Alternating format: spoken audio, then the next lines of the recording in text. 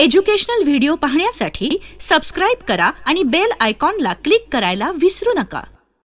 तो हमारा first question, write sample space and number of sample points in S of each of the following experiments. Also write events A B C in set form and write again n of A, n of B and n of C. So basically again इससे पहले जो हम कर रहे थे वो same questions चीजें इसके अंदर करनी है. पहला है a die is rolled. ठीक है, तो पहले वाला मेरा सैंपल स्पेस क्या होने वाला है? a die is rolled. die जब रोल हो रहा है तो कौन कौन से आउटपुट्स मेरे पास आ सकते हैं? 1 2 3 4 5 and 6. So 1 2 3 4 5 6. This is the set of sample space. अब n of s क्या है? मतलब कि number of sample events. This is equal to 1 1 2 3 4 5 6 ही है total number of events. So this is also equal to 6. अब इसके अंदर कुछ कंडीशंस मुझे गिवन है. Let's see what the conditions are. पहली है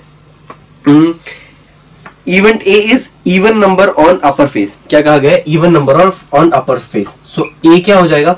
ए is even number of upper face, even number on upper face. So A will be equal to, अब even number इसमें से कौन से है? 2 है, 4 है, 6 है. So this will be equal to 2, 4, 6, isn't it? और n ऑफ a क्या हो जाएगा? This will be equal to number of events in a कितने हैं? 1 2 3. So this will be equal to 3. That's it. अब अगला कंडीशन था, अब ये है इसका फर्स्ट कंडीशन, क्वेश्चन नंबर 1. अब इसकी सेकेंड कंडीशन है हमारे पास odd number on upper face. Again B क्या हो जाएगा? Odd number on upper face, odd number on upper face. So अब ये क्या हो जाएगा? B है मेरे पास, सॉरी मेरा उस सेट को मैं B से रिप्रेजेंट कर रहा हूं. B कंडीशन है मेरे पास ऑड नंबर. ऑड नंबर कौन कौन से है? 1, this is 3 and then 5. So 1 3 5 ये है मेरा सेट ऑफ ऑड नंबर्स. और नंबर ऑफ ए क्या इवेंट्स कितने हो गए? n of b. This is equal to 3, isn't it? Next is prime number on upper face. अब इसमें से प्राइम नंबर्स कौन कौन से? 1 is a prime number, 2 is a prime number, 3 is a prime number and then 5 is a prime number. So prime number on upper face, this is condition C. So prime number on upper face. अब उसके लिए C क्या होने वाला है? This will be equal to prime number कौन से है? 1, 2, 3, 5. सो और n ऑफ C क्या हो जाएगा? मतलब ये number of events in C, that is equal to 4. So इस तरीके से जब भी इस टाइप का क्वेश्चन हमें दिया जाए, सबसे पहले हम क्या करेंगे? हम सबसे पहले सैंपल स्पेस पता करेंगे और उस सैंपल स्पेस के अंदर से कौन सी कंडीशन पूछी गई है उसको फाइंड आउट करेंगे और फिर उसका प्रॉपरली सेट या फिर नंबर ऑफ कितने जो इवेंट्स है वो पता कर सकते हैं. पर सबसे पहली चीज जो हमें पता होनी चाहिए वो कौन सी है? कि हमारा मेन सेट क्या है, क्योंकि उसी के अंदर से हम बाकी कंडीशंस को सही पता कर सकते हैं. अगर वो ही गलत हो गया, so rest are obviously going to be wrong. तो every condition should be counted. Next question है, 2 dice are rolled simultaneously. Again 2 dice को रोल किया गया है, तो मेरा सैंपल स्पेस क्या हो जाएगा? This will be equal to 0,1, sorry 1,1, 1,2, 1,3, 1,4, 1,5 and 1,6. This is 2,1, 2,2, 2,3, 2,4, 2,5, 2,6 and then here it is 3,1, 3,2, 3,3, 3,4, 3,5, 3,6 और यहां पर ये हो जाएगा 4,1, 4,2, 4,3, 4,4, 4,5 और दिस विल बी 4,6. ये हो जाएगा 5,1, 5,2, 5,3, 5,4, 5,5 एंड 5,6. और ये कौन सा हो जाएगा? This will B 6,1, 6,2, 6,3, 6,4, 6,5 and 6,6. अब ये है मेरा टोटल सैंपल स्पेस। सो अब ये टोटल सैंपल स्पेस में से अब मुझे क्या करना है, अब इसमें से नंबर ऑफ सैंपल इवेंट्स कितने हुए, so n of s will be equal to 36। अब यही होता है हमेशा, हम ये पहले भी देख चुके हैं। अब मुझे क्या क्या क्वेश्चंस पूछे गए हैं वो देखना है। पहला है sum of digits on upper face is a multiple of 6। Okay, मतलब कि सम ऑफ डिजिट्स, इसको अगर मैं ऐड करूं, इसको अगर मैं ऐड करूं, तो it should be a multiple of 6। Multiple of 6 मतलब कि कितना होना चाहिए कि 6, 36, 6, 12, 18, इसमें से कोई एक होना चाहिए। मैक्सिमम मुझे जो मिलता है 6 + 6 12 है, मतलब कि 6 या 12 होना चाहिए। देखते हैं किस किस में है। सो 1,5 इज यस। सो सबसे पहले कंडीशन ए क्या है मेरे पास, condition A is sum of digits should be divisible by 6। So sum of digits should be divisible by 6। So A क्या हो जाएगा, सबसे पहले अब देखिए 1 + 5 कितना होता है 6। सो 1,5। अब अगला है हमारे पास 2,4 इज 6। सो 2,4 एंड देन 3,3 अगर देखें तो ये भी डिविजिबल है। और फिर 4,2 इज यस डिविजिबल बाय 6। 4,2 क्यों, 4 + 2 हो जाता है 6। And then 5,1 is divisible by 6। और फिर अगर यहां देखें तो 6,6। तो अब ये है मेरा सैंपल स्पेस ऑफ ए। कितना है 1,5, 2,4, 3,3, 4,2, 5,1 एंड 6,6। और नंबर ऑफ सैंपल इवेंट्स कितने हो गए, 1 2 3 4 5 6। So this is equal to 6। अब अगला कंडीशन जो है वो मुझसे पूछी गई है कि sum of digits on upper face is minimum 10, कि कम से कम 10 होनी चाहिए, उससे ज्यादा कोई भी हो सकती है। Sum of digits should be minimum 10, minimum 10 मतलब उससे ज्यादा हो सकता है बट उससे कम नहीं हो सकता। सो A will be equal to, अब कम से कम 10 होनी चाहिए। अगर यहां पे ये सबसे बड़ी टर्म का समेशन होने वाला है 1 + 6 जो कितना हो रहा है 7, वो मैक्सिमम है। यहाँ पे 2 + 6 मतलब कि 8, वो मैक्सिमम है उसका। यहाँ 3 + 9 मतलब 9, वो मैक्सिमम है। सो मिनिमम 10 कहा है हमको। 4 + 1, 4 + 2, 4 + 3 नहीं, 4 + 4 8, 4 + 5 मतलब कि 9 होता है। 4,6 यस, क्योंकि वो 10 हो जाता है। तो ये है मेरा पहला नंबर जो आएगा मेरे सैंपल स्पेस में। उसके बाद 5,1 नहीं है, 5,2 नहीं है, 5,3 नहीं, 8 है। 5,4 इज 9 नहीं है, तो 5,5 एंड 5,6 ये है। और इसकी अगर बात करें तो 6,4, 6,5 एंड 6,6,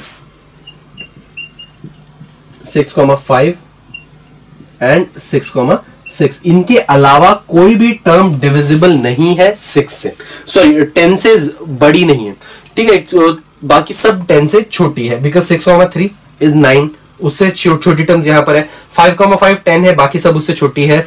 और 4,6 10 है, बाकी सब उससे छोटा है। और इसके ऊपर तो कोई भी टर्म 10 तक पहुंच ही नहीं रही है। So this is my sample space. और n ऑफ a कितना हो, sorry this is b, condition b, this is condition b।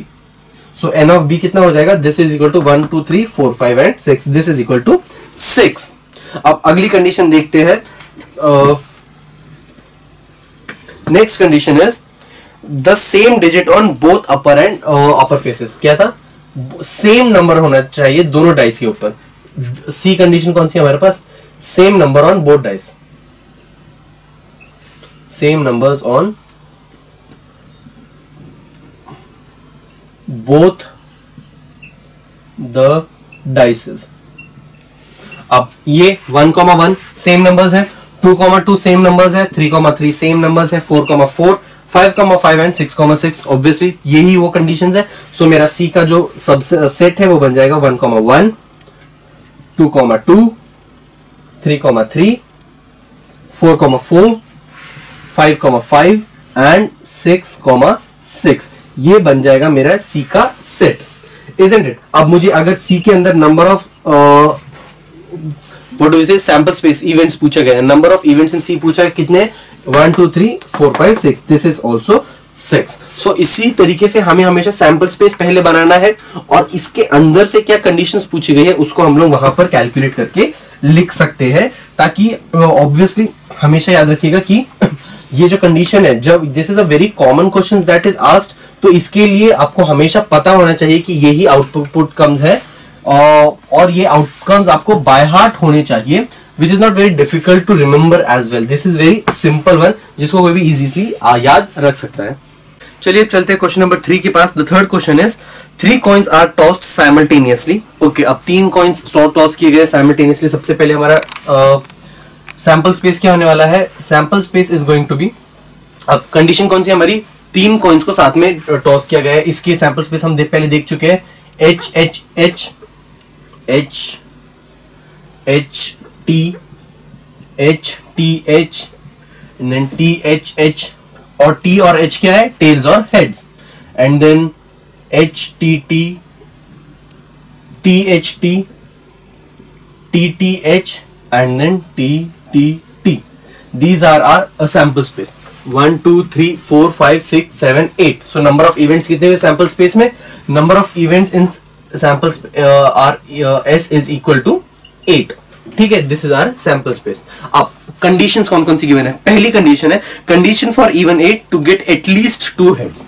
Condition for event A, condition for event A, और ए कौन सा हमारा? To get at least 2 head. Yes, at least 2 heads.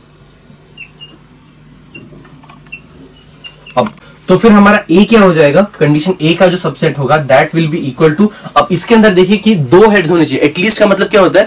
You need to have 2 heads. उससे ज्यादा हुए तो चल जाएगा. अब ये तो this is going to be in it, मतलब कि एच एच एच क्यू कितने हेड्स है? 3 हेड्स है. यहाँ पे एच एच टी, इसमें भी 2 हेड्स है. And then H T H, and then T H H. अब आगे हम देखेंगे तो यहां पर एक ही हेड है, अगेन एक ही हेड है, यहां तो एक भी हेड नहीं है. तो so this is going to be my subset. And number of events in subset A वो कितना हो जाएगा? This is equal to 4. और वो कौन सा है? तीनों में हेड आ जाए, 2 में हेड, एक फर्स्ट 2 में हेड, थर्ड 1 में टेल. फर्स्ट में हेड, सेकंड में टेल, और थर्ड में हेड, और फिर फर्स्ट में टेल और बाकी दोनों में हेड आ जाए. अब इसमें एटलीस्ट का मतलब हमेशा होता है उतना तो होना ही चाहिए, उससे ज्यादा हुआ तो चल जाता है. मतलब कि 2 हेड्स तो होने ही चाहिए, 2 से ज्यादा 3 हेड्स हुए तो चल जाता है. अब अगला है हमारे पास condition for event B to get no head. ठीक है, अब कंडीशन क्या है? कंडीशन फॉर इवेंट बी, और इवेंट बी हमारे पास कौन सा है? To get no head. अब बी कौन सा है होगा फिर मेरे पास? वो मेरे सैंपल स्पेस में वो चीजें होगी जिसमें एक भी हेड नहीं है. तो मतलब कि इसमें हेड है. कौन से इसमें एक भी हेड नहीं है? सिर्फ एक है, वो है टी टी टी. सो एक ही इवेंट हो सकता है जिसमें तीनों टाइम व्हाट वी से टेल्स आ जाए, और उसके बाद नंबर ऑफ इवेंट्स कितने होगा बी के अंदर? That will be equal to 1. क्यों? क्योंकि एक ही इवेंट है उसके अंदर, और जिसके अंदर तीनों टेल्स आ जाए. Third one is to get head on the second coin. ठीक है, अब थर्ड क्या है? Condition for event C is to get head on the third side. Okay, condition for event C to get head on the second coin. अब C क्या होगा फिर मेरे पास? अब इसमें देखिए कहां सेकंड कॉइन में हेड होना चाहिए. मतलब सेकंड कॉइन कौन सा होगा? मिडिल वाला कॉइन. मिडिल कॉइन में हेड यहां पर है, यहां पर है, यहां नहीं है, यहां पर है, एंड देन यहां पर है. That's it. कि कौन कौन से हुए ये? So C will be equal to H H H, H H T, and then T H H, और फिर टी एच टी. तो ये वो सबसेट है जिसके अंदर जो H जो है वो आ रहा है सेकेंड कॉइन के ऊपर, और इसके नंबर ऑफ इवेंट्स कितने होंगे C के अंदर? This is equal to 4. अब और कुछ पूछा है क्या? No, that's it. सो इस तरीके से हमें जो भी कंडीशन गिवन है, सबसे पहले हमें अगेन उसका सबसे पहले मेन सेट बनाना है, और फिर कंडीशंस के हिसाब से उसके सबसेट्स हमें बनाने पड़ते हैं. Now let's move on to the next question and see what other kind of questions can be asked. Next is 2 digit number are to be formed using 0 1 2 3 4. Okay, अब 2 डिजिट नंबर फॉर्म किए जाने हैं और digits कौन से use करने हैं? 0 1 2 3 4 and 5. Okay, अब इनको यूज करना है मुझे और विदाउट रिपीटेशन. अब 2 डिजिट नंबर है, मैं अगेन हमने कहा था लास्ट टाइम जैसे किया था, एक को फिक्स कर दो और फिर सेकंड नंबर को रिप्लेस करते रहो. अब मैं फर्स्ट टर्म में कभी भी 0 नहीं डाल सकता, isn't it? फर्स्ट टर्म में 0 तो फिर वो 1 डिजिट हो जाएगा. मैं सबसे पहले 1 को फिक्स करता हूं, तो यहाँ पे अगर मैं 1 से स्टार्ट होने वाले डिजिट्स बनाता हूं तो वो कौन से हो गए? 1 0 1 2 1 3. मतलब 1 तो फिक्स्ड है, 1 फर्स्ट टर्म में आएगा ही, उसके बाद बाकी टर्म्स आएगी. तो अगेन 1 4 एंड देन 1 5. 0 को मैं फर्स्ट टर्म में नहीं रख सकता, लेकिन सेकंड टर्म में 0 आ सकता है सेकंड डिजिट में. अब अगर मैं 2 को फिक्स करता हूं, सो 2 0 2 1 2 3 2 4 2 5. सेम वे अगर मैं 3 को फिक्स करता हूं तो ये हो जाएगा, 3 को अगर मैंने फिक्स किया तो 3 0 3 1 3 2 3 4 3 5. 4 को फिक्स किया तो फिर 4 0 4 1 4 2 4 3 4 5. 4 4 नहीं होगा क्योंकि digits can not be repeated. और 5 को फिक्स किया तो फिर 5 1 5 0 5 1 5 2 5 3 and then 5 4. yes, that's it. so this is my actual subset. Subset मतलब जिसके अंदर आप जो सारी कंडीशंस होगी मैं इस सबसेट के थ्रू चेक करूंगा. अब क्वेश्चंस कौन कौन से पूछे गए हैं वो देखते हैं. पहली कंडीशन है हमारे पास, the number formed is even. ठीक है, कंडीशन ए कौन सी है मेरे पास?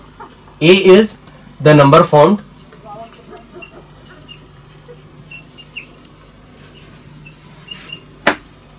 Is even. तो ए का सबसेट क्या हो जाएगा मेरे पास?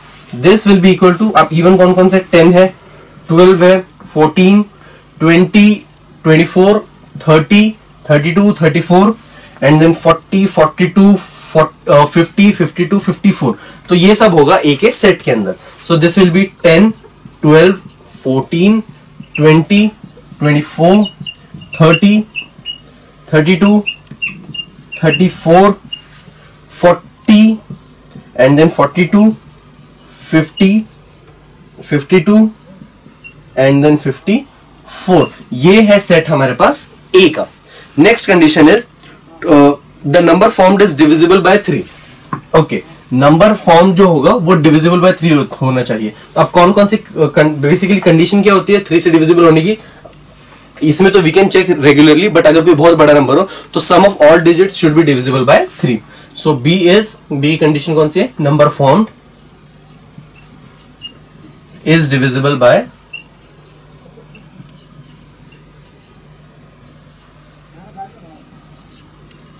3. अब इसके अंदर से अगर मैं देखूं कौन कौन से टर्म्स डिवाइड हो रही है 3 से, 12 हो रही है. ओके, 12 हो रही है एंड देन 15 हो रही है एंड देन 21 हो रही है, 24 हो रहा है, 30 हो रहा है एंड देन 42 हो रहा है, 45 हो रहा है, 51 हो रहा है and then 54. So the B का सबसेट बनेगा मेरे पास 12, 15, 21, 24, 30, 42, 45, 51, 54. So there is one thing that needs to be kept in mind, that none of the digit should be missed by you. कोई भी टर्म मिस नहीं होनी चाहिए. Next condition is the number formed is greater than 15. अब C condition कौन सी है मेरे पास? Number formed is greater than 50. Number formed is greater than 50. अब इसके अंदर सिंपली 50 से बड़ी जो टर्म्स है वो आएगी मेरी सबसेट के अंदर. 50 से बड़ा होना चाहिए, इक्वल टू भी नहीं बोला है. तो 51, 52, 53, 54, 55. So 51, 52, 53 and then 54. अब इसके अंदर हमने नंबर ऑफ सेट्स इवेंट्स नहीं बनाए, लेकिन अगर नंबर ऑफ इवेंट्स बनाने हैं तो इसके अंदर अगर नंबर ऑफ इवेंट्स मुझे, this is condition C, C के लिए बनाने हैं तो that will be equal to number of events in C is equal to 4। क्यों? 4 ही है। अगर बी में देखा जाता तो बी का कौन सा था? Number of events in B वो कौन सा था जिसमें सिर्फ the number that should be divisible by 3 कौन से थे? 1 2 3 4 5 एंड देन 6 7 8 9। तो ये this will be equal to 9 and number form number of events in A कौन सा था? Even digit. So 1 2 3 4 5 6 7 8 9 10 and then 11 12. So n of a will be equal to 12. अब n क्या होता है? Number of events जो उसके अंदर होते हैं. There is just one thing that needs to be kept in mind while solving such things, that none of the events should be missed because there are lots of numbers और उन सारे numbers में से हमको कुछ specific digits होते हैं जिनको निकालना पड़ता है. So none of them should be missed. Next is from 3 men and 2 women, environment committee of 2 person is to be formed. ठीक है, अब 3 men है और 2 women है. अब कमिटी कैसे फॉर्म हो सकती है? अब let the men be M1 M2 and M3. मैं मान रहा हूं ये मेरे 3 मेन है और विमेन है, तो फिर W1 और W2. अब 2 लोगों की कमिटी मैं फॉर्म कर सकता हूं. तो वो 2 कमिटी को ऐसे फॉर्म हो सकती है, सिर्फ मेन हो या M1 M2 M2 M3 M3 M1, या फिर सिर्फ विमेन हो W1 W2, या फिर मेन और विमेन साथ में हो. तो M1 W1 M2 W1 M3 W1 M1 W2 M2 W1 and M3 M2 W2 and then M3 W2. So this is our set. अब इसमें क्या किया? सबसे पहले हमने सारे मेन के कॉम्बिनेशंस बनाए. ये दोनों हो सकते हैं, ये दोनों हो सकते हैं, या फिर ये दोनों हो सकते हैं, या फिर विमेन एक दूसरे के साथ हो सकती है. Isn't it? पहले 4 तो ये बन गए. उसके बाद ऐसा हो सकता है मेन 1 विमेन 1 के साथ जाए, या फिर मेन 2 विमेन 1 के साथ जाए, या फिर मेन 3 विमेन 1 के साथ जाए. अब उसके बाद इसीलिए आया हमारे पास M1 W1 M2 W1 M3 W1. उसके बाद ये आया, हो सकता है M1 W2 के पास जाए, M2 W2 के साथ जाए और M3 W2 के साथ जाए. तो इसीलिए M1 W2 M2 W2 और M3 W2. W2 कॉमन है क्योंकि सिर्फ हम मेन को चेंज कर रहे हैं. इस तरीके से you can make the combinations. अब कुछ कंडीशंस हमें गिवन है, उसके बेसिस पे हमें सबसे पहले अब n ऑफ s क्या है? Number of events in s is equal to 1 2 3 4 5 6 7 8 9 10. So n of s is equal to 10. सो टोटल 10 इवेंट्स हो सकते हैं इसके अंदर, 10 कंडीशंस हो सकती है. अब इसके अंदर पहली कंडीशन क्या है? There must be at least 1 women in the member. ठीक है, कंडीशन ए क्या है? There should be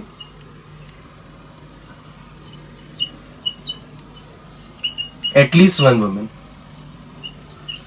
at least 1 women. अब वो कौन कौन सी जगह हो जहां पर वुमेन है?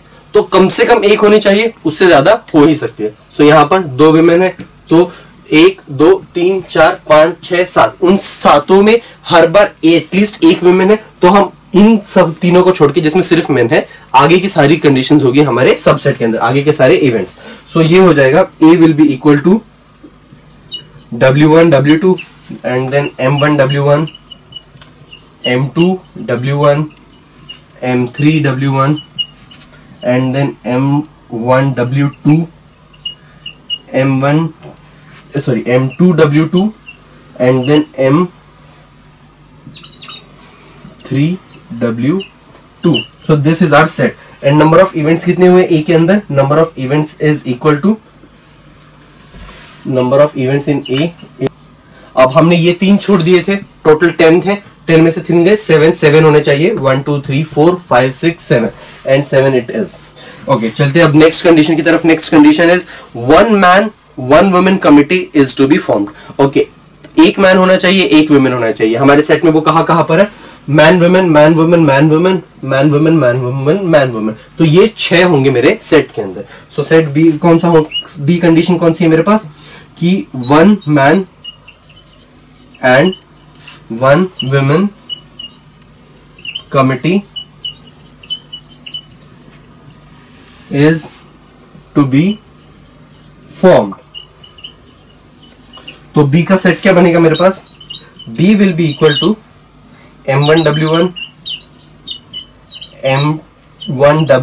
M2W1 and then M3W1 and then M1W2, मतलब women 2 के साथ हम combinations बना रहे हैं, तो M2W2 and then M3W2. So ये committees हमारे पास form हो सकती है. There is one more condition that is given to us. Let's see what that is. So अब इसके अंदर again, इसके अंदर अगर n of b पूछा तो कितने हैं number of events? 1 2 3 4 5 6. So n of b will be equal to 6. अब n of c है मेरे पास. The condition is number formed, sorry, there should not be a women member. ठीक है, there should not be any women member. There should be at least one woman था. There should be no women. या मतलब no women, या फिर हम कह सकते हैं सिर्फ मैन होने चाहिए. तो किसी भी तरीके से सवाल पूछ सकते हैं. अब सिर्फ कोई कौन से इवेंट्स है जिसमें एक भी विमेन नहीं है? M1 M2 M2 M3 M3 M1, that's it. So M1 M2 M2 M3 and then M3 M1. सो ये वो कंडीशन है जिसमें एक भी विमेन नहीं है. So this is going to be my set for the condition C. और इसके अंदर नंबर ऑफ इवेंट्स कितने हैं? Number of events in C is equal to 3. और वो कौन से? जब हमने तीनों मैन का आपस में कंबाइन किया. सो इस तरीके से all you need to do is to be is to know कि किस तरीके से you can make all the combinations and the questions are always going to be repeated. बहुत ये बहुत स्टैंडर्ड क्वेश्चंस है और हमेशा इसी टाइप के क्वेश्चंस आते हैं आपको. Next is 1 coin and 1 die are thrown simultaneously. ठीक है, एक डाई और एक कॉइन को थ्रो किया गया है. तो अब सब सेट क्या हो सकता है? हम ये देख चुके हैं पहले भी. हो सकता है फर्स्ट में हेड आए और इसमें कॉइन में हेड आए और इसमें 1 आ जाए. कॉइन में हेड आए इसमें 2 आए. कॉइन में हेड इसमें 3. कॉइन में हेड इसमें 4. कॉइन में हेड इसमें 5. कॉइन में हेड इसमें 6 डाइस में. और हो सकता है अब कॉइन में टेल के साथ अब इससे कॉम्बिनेशंस बना रहा हूं. टेल में आ जाए, सॉरी, कॉइन में टेल डाइस में 1. कॉइन में टेल डाइस में 2. कॉइन में टेल डाइस में 3. कॉइन में टेल डाइस में 4 and then same way 5 and then T and 6. अब इसमें क्या हुआ है? इसमें हमने सबसे पहले हेड को फिक्स किया और फिर डाइस के अलग अलग जो आउटपुट्स है वो पुट किए. डाइस में क्या क्या हो सकता है? हेड 1 हो सकता है, 2 हो सकता है, 3 हो सकता है, अप टू 6. हेड को फिक्स कर दिया और 1 2 3 4 5 6. सेम वे उसके बाद टेल को फिक्स कर लिया और उसके बाद 1 2 3 4 5 6. ये बन गया मेरा टोटल सबसेट. अब क्वेश्चन है मेरे पास, पहली condition, to get head and an odd number. पहली कंडीशन क्या है? ओके, अब सबसे पहले number of events in S कितनी है? This is equal to 1 2 3 4 5 6 7 8 9 10 11 12. So this is equal to 12. अब कंडीशन A है मेरे पास, to get head and an odd number. To get head and an odd number. अब तो A क्या हो जाएगा मेरे पास? A का सेट होगा मेरे पास. हेड कहां पर है? फर्स्ट 6 में मेरे पास हेड्स है. अब इसके अंदर ऑड नंबर कहां पर? ये ऑड है, ऑड है, ऑड है. सो ये हो जाएगा H1 H3 and then H5. That's it. और नंबर ऑफ इवेंट्स कितने हुए A के अंदर? This is equal to 3. 1 2 3. Second condition is to get a head और tail and an even number. अब हमारे पास हेड भी हो सकता है और टेल भी हो सकता है. सो बट दूसरी चीज क्या पूछी गई है? सेकेंड कंडीशन इज कि वो इवन नंबर होना चाहिए उसके साथ. So condition B is to get head or tail with an odd number. तो अब सब सेट क्या बन जाएगा मेरे पास B का? B will be equal to अब head with odd there is even number with an even number. अब हेड इवन नंबर्स के बाद साथ मतलब कि H2 H4 और H6. टेल इवन नंबर्स के साथ means T2 T4 and T6. So this will be equal to H2 H4 and H6. This will be equal to T2 T4 and T6. That's it. सो ये हुआ हमारा condition 2. अब देखते हैं third condition में क्या पूछा गया है. थर्ड कंडीशन है हमारे पास, two number on the upper face is greater than 7 and tail on the coin. ठीक है, अब क्या बोला है, number on the upper face कितना होना चाहिए, 7 से बड़ा। ओके, पहले लिख लेते हैं, condition C is number on the upper face should be greater than 7। अब ये पूछा गया, बट एक डाइस के अंदर कभी भी जो टर्म है अपर फेस में 6 से बड़ी हो ही नहीं सकती है। उसमें 6 साइड्स होती है, ऑब्वियसली वी नो दैट, और वो जो 6 साइड्स होती है दैट इज इक्वल टू 1 2 3 4 5 6। मतलब कोई भी साइड्स को, हर साइड को एक नंबर दिया होता है, it could never be greater then 6। सो मेरा सेट क्या बनेगा, सो C will be equal to, this would be a blank set, and n of C will be equal to 5. 5 means null.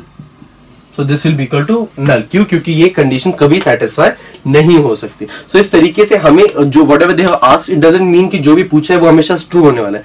This condition is never going to get satisfied. ये हमेशा 6 is the maximum number जो dice में आ सकता है, उससे ज्यादा वो आ ही नहीं सकता। So this thing should be kept in mind.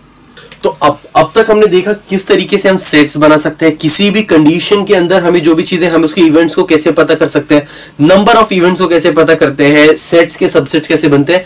अब हम देखेंगे कि एक्चुअली प्रोबेबिलिटी कैसे फाइंड आउट कर सकते हैं। प्रोबेबिलिटी होती है किसी भी चीज को होने की आशंका है, कि कितने परसेंट चांसेस है कि ये चीज ऑकर होगी या ये चीज ऑकर नहीं होगी। That thing is basically probability. So probability is basically number of sample points in event A. It's the ratio of probability of, कोई भी कंडीशन ले लेते हैं, उसका probability of condition A is equal to number of events in condition A divided by number of events in sample space. अब number of events A के अंदर हम कैसे रिप्रेजेंट करते हैं, we represent it bye n of A divided by number of events in sample space which is equal to n of s। So ये जो ratio होता है, अब ए की जगह पे कोई भी कंडीशन हो सकती है, but this thing is going to be the same. तो प्रोबेबिलिटी जब भी हम निकाल रहे हैं, हम हमेशा एक रेशियो निकालते हैं, and this is always divided by the number of events in sample space. कुछ क्वेश्चंस देखते हैं ताकि आपको चीजें क्लियर हो जाएगी। First one is find probability of the following when coin is tossed getting head. तो फिर हमारी पहली कंडीशन क्या है, a coin is flipped. So condition A क्या है, अ कॉइन इज फ्लिप्ड। अब इसका सबसेट क्या बनेगा, सबसेट विल बी, अब जब भी कॉइन फ्लिप किया गया, there are going to be only 2 condition. Firstly 2 ही इवेंट्स हो सकते हैं, कौन से, या तो हेड आएगा या तो टेल आएगा। Which one are we going to take, सब ऑब्वियसली 2 ही होगा, या तो हेड आएगा हमारे पास या तो आएगा हमारे पास टेल। अब इसके अंदर हमको कुछ कंडीशंस गिवन है। अब सबसे पहले n ऑफ s क्या होगा, n of s that is number of events in this subset are कितने हैं, ये है 1 और ये है 2। So number of events are going to be 2। अब हमें क्या चेक करना है, हमें चेक करना है कि कौन कौन सी कंडीशंस उन्होंने दी है, उन कंडीशंस पर हमको फाइंड आउट करनी है कि इसकी प्रोबेबिलिटी क्या होने वाली है। So first condition is getting a head. Condition 1 क्या है, कंडीशन ए। सबसे पहले तो हम कंडीशन ए ले लेते हैं, लेट कंडीशन ए बी। अब कंडीशन ए क्या है, getting a head.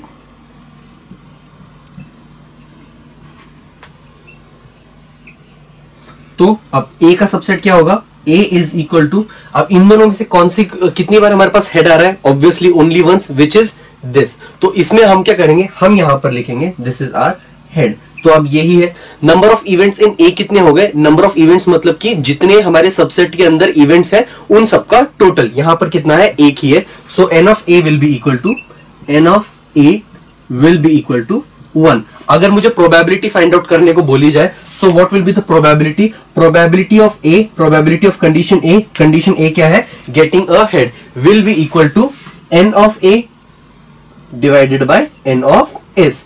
N of A क्या है, number of events in A, जो कितना है 1, डिवाइडेड बाय एस क्या है, number of events in sample space, जो हमारे पास आया था 2. So this will be equal to 1 divided by 2. So probability of condition A will be equal to 1/2. अब प्रोबेबिलिटी की एक खासियत होती है, it will always be above more than 0 and less than 1. So क्योंकि प्रोबेबिलिटी 1 से बड़ी कभी नहीं हो सकती, सो एक चीज that should be noted is probability is always greater than equal to 0 and less than equal to 1, ये हमेशा सेटिस्फाई होनी चाहिए। अगर प्रोबेबिलिटी नेगेटिव आ रही है या 0 ऑब्वियस या 1 से बड़ी आ रही है, इसका मतलब हमारा आंसर गलत है। This is something that needs to be kept in mind. अब कंडीशन बी क्या है हमारे पास? सबसे पहले सेकंड कंडीशन हमको दी गई है कि probability of getting a tail. सबसे पहले हम अगेन लिख देंगे लेट कंडीशन बी कंडीशन, या फिर let B is equal to, let condition B is equal to getting a tell.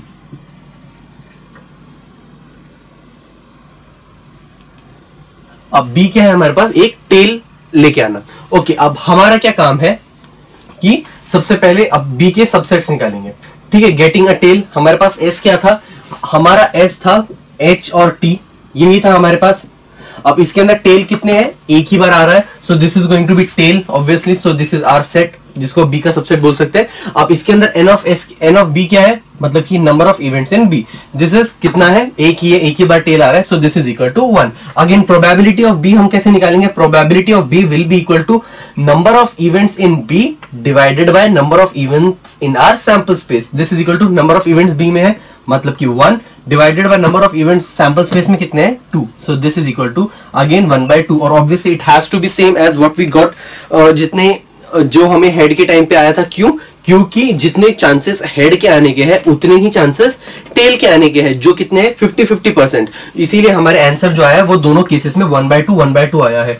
और अगर कोई 3 इवेंट्स होते और इक्वल चांसेस होते तो 1/3 आता, बट यहाँ पे 2 ही आउटकम्स हो सकते थे और उनके चांसेस इक्वल है, सो इसीलिए हमारा आंसर आएगा 1/2। देखते हैं और एक question is if a die is rolled then find the probability of each of the following events. ठीक है, अब सबसे पहले S is the sample space,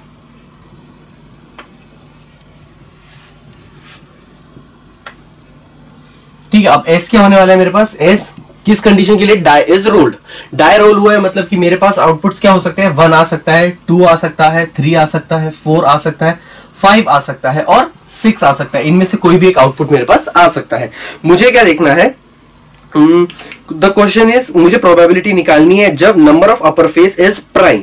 ठीक है, प्रोबेबिलिटी में अपर फेस क्या होना चाहिए? प्राइम। सो पहली कंडीशन है let A is equal to number of upper face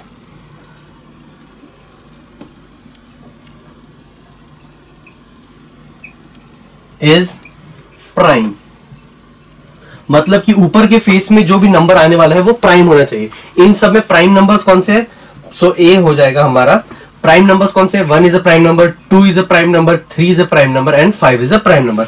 सो 1, 2, 3, 5 ये सब है प्राइम नंबर्स, बाकी दोनों क्या प्राइम नंबर्स नहीं है। अब S को अगर देखें, number of events in S अगर मैं कैलकुलेट करूं, ये कितना होगा? 1 2 3 4 5 6, तो 6 टोटल आउटकम्स है। यहां पर नंबर ऑफ इवेंट्स इन अगर मैं A कैलकुलेट करूं, so this is equal to 4। क्यों? 1 2 3 4, तो ये चारों को 4 इवेंट्स है वो हमने लिख दिया यहां पर 4। अब प्रोबेबिलिटी ऑफ A क्या होगा? Probability of A will be equal to number of events in A divided by number of events in sample space. So this is equal to 4 divided by 6, which is equal to 2 divided by 3. अब ये हो गया हमारा first case. Second is number of upper face is even. Okay, अब number of upper face अब क्या होना चाहिए? इवन सेकंड केस में। तो अब हम मानेंगे बी कंडीशन मान लेंगे। अब एक बार आप एक कंडीशन मान चुके हो तो सेकंड कंडीशन आपको चेंज करनी पड़ेगी। अब हम मान रहे हैं कि B is equal to number of upper face is even. अब यहां पे इवन टर्म्स कौन सी है? 2 है, 4 है और 6 है। सो बी का सेट कौन सा बन जाएगा? B will be equal to 2, 4, 6। अब number of events in B कितने हुए? नंबर ऑफ इवेंट्स बी के अंदर होगा कितने? 1 2 3। So this is equal to 3। Again probability of B कितना होगा? Probability of B will be equal to number of events in B divided by number of events in sample space. Number of events B में कितने हैं? 3 divided by number of events sample space में कितने हैं? 6। This is equal to 1 divided by 2। So अब obviously ये 1/2 ही आना चाहिए। क्यों? नंबर ऑफ इवेंट कितने हैं? टोटल 6 है मेरे पास इवेंट्स, है ना। 6 आउटपुट्स मेरे पास आ सकते हैं, जिसमें से 3 इवन है और 3 ऑड है। तो इवन के आने के चांसेस कितने? 1/2। क्यों? हाफ चांसेस है, इवन भी आ सकता है, ऑड भी आ सकता है, इसीलिए मेरा आंसर आया 1/2। इसीलिए कभी कभी थोड़ा लॉजिकली भी you can think and check कि अगर whether the answer that you have got is right or wrong. It might not be possible all the times, but sometimes it is. Next question is अब okay, एक क्वेश्चन पूछा गया है, a card is drawn from well shuffled pack of 52 playing cards. एक card निकाला गया है 52 कार्ड्स में से। अब हमसे पूछा गया है find the probability of each event the card drawn is a red card and a face card. ठीक है, अब सबसे पहले रेड कार्ड, जो हमारे पास 52 कार्ड्स होते हैं ये कुछ इस तरीके से डिवाइड होते हैं।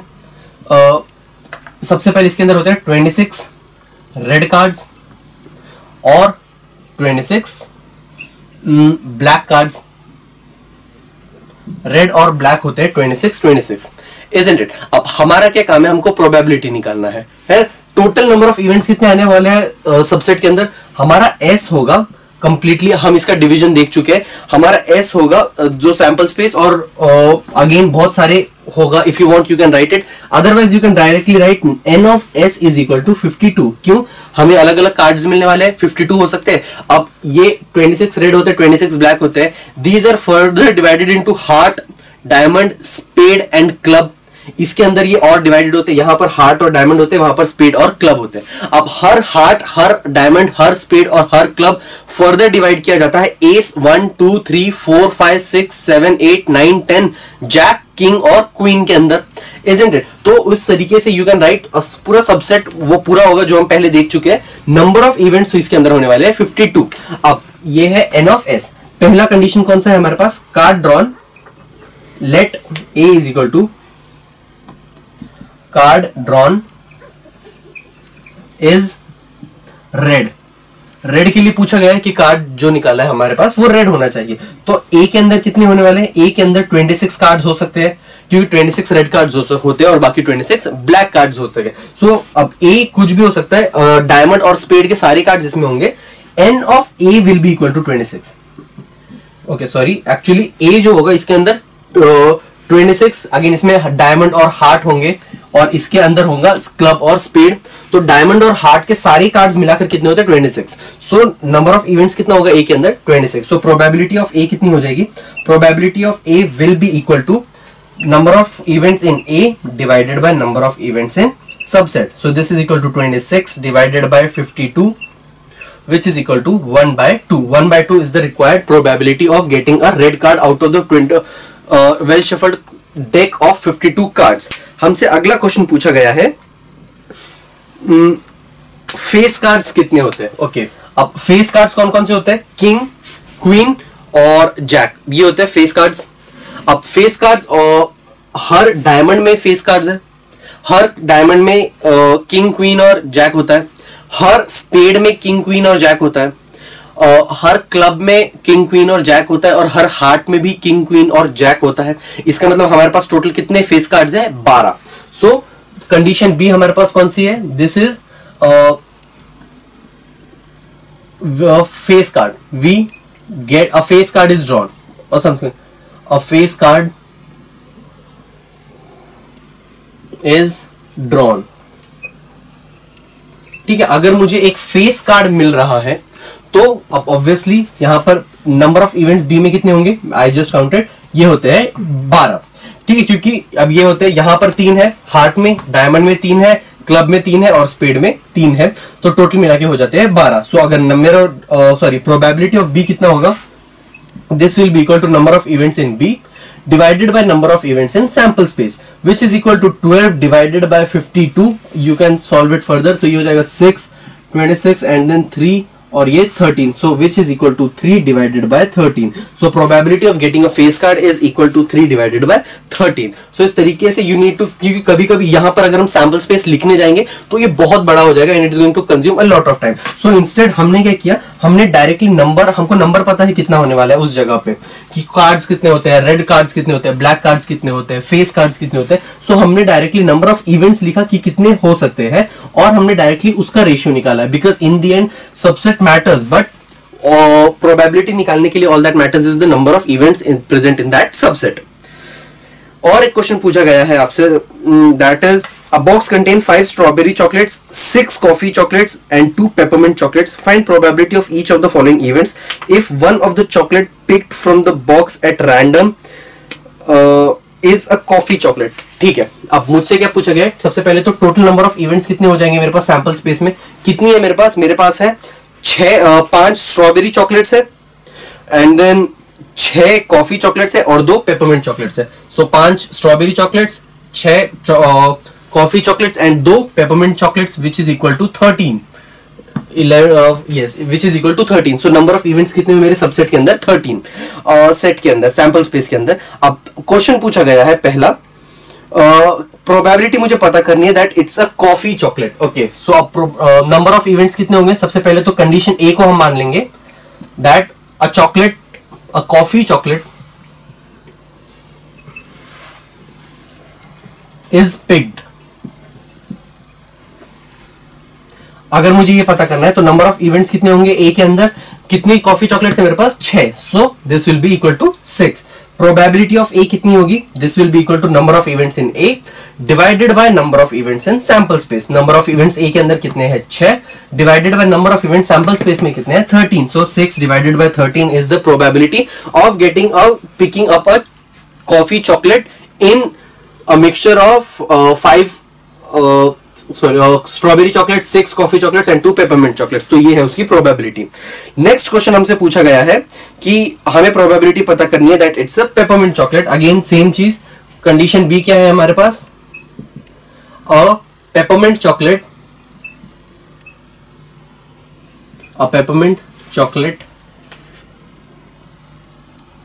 Is picked.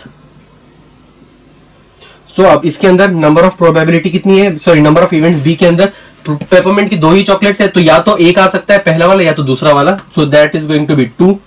अब इसके अंदर हम क्या करेंगे, अब peppermint chocolate is picked, again probability of B will be equal to number of events in B divided by number of events in sample space.